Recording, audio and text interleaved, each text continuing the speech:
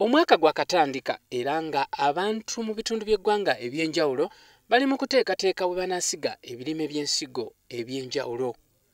Nabwo guto bwe guli ku bantu okuva mu bitundu ebikola Acholi, Lango ssaako ne West Nile era nga bano beeyambisa enkumbi ezaabaweebwa omukulembeze w'eggwanga gye buvuddeko mu bisuubizo by'ejja akola mu bitundu by'eggwanga eby'enjawulo era nga abeeno zaabatuusibwako minisita avunaanyizibwa ku mambuka g'eggwanga Rebecca Otengo.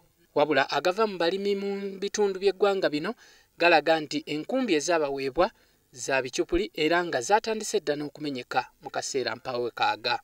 The hoes were of two types. The other ones were cork original. Then there's another cork which is kwara. This is that cork which is kwara, which floats and breaks instantly.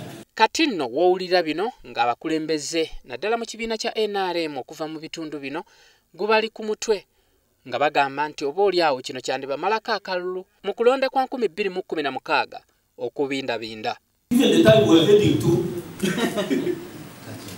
we are going to be affected very badly, starting with the president. Because we have named this horse presidential horse. Bano bakiikidde Minisita Otengo ensingo azaabibatuusaako nga bagamba nti Bunnambiro asaanye okuvaayo n'avunaana abo bonna abali emabega w'okugula ebintu bino naddala enkumbi ezaabaweebwa. Wabula ye minisita bino olumugudde matu mu kwewozaako kwe n'ategeeza nga ekitongole kya gavumenti ekivunaanyizibwa ku mitindo mu ggwanga ekya Uganda Bureau of Statistics bwe kyamala okwekenneenya bino era ne kibalagira okubigula nabo bwe batyo ne bagenda mu maaso n'okubigula. Pledge that we are going to get back to Uganda Bureau of Standards and get the samples which they said were fake, and we try to see if we can work out on that. That's the first time we are hearing about the fake cause.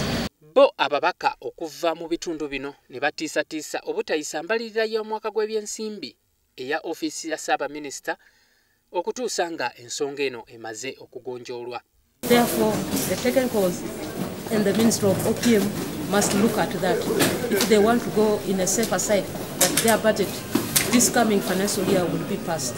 Guno si gwe mulundi ogusoose gavumenti okugaba ebintu ebitatuukana na mutindo mu kitundu ky'eggwanga kino nga n'ogwasookera ddala gwali gwa 2016 gavumenti we yagabira abantu abaali bava mu nkambi z'ababundabunda okudda ewaabwe enkumbi ssaako n'ebiso ebyali tebituukana na mutindo era nga ne gye buli eno ebintu bino baabizira.